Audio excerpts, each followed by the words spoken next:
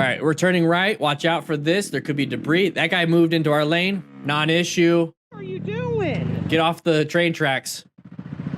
Get off the train tracks. There's two turn lanes. Ignorant. That's fine.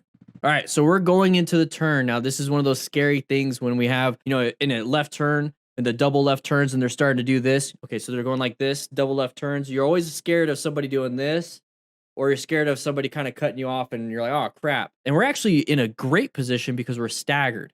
And this is what I want to point out in this one. So number one, we're staggered. Great. Stay staggered, because if they do go into our lane, we're not going to get hit. If we're side by side, it's a different story. So prevent yourself from being in that position by staying staggered.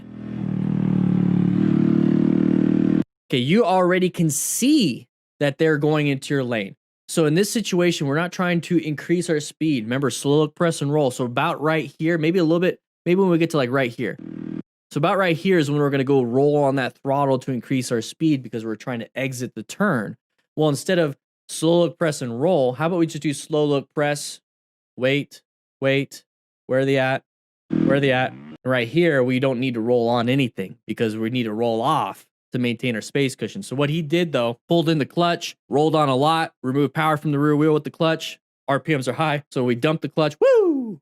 Possibility, never know, but it still removes power so that if we needed to swerve with some speed, we can't. So it kind of removes a lot of our escape options. But right here, we have a decent space cushion, and we do have a light coming up ahead. So there's that second hazard. Remember, we're focused on stuff 4 to 6 to 12 seconds ahead, not just what's in front of us. So we know we're going to have to roll off the throttle anyways.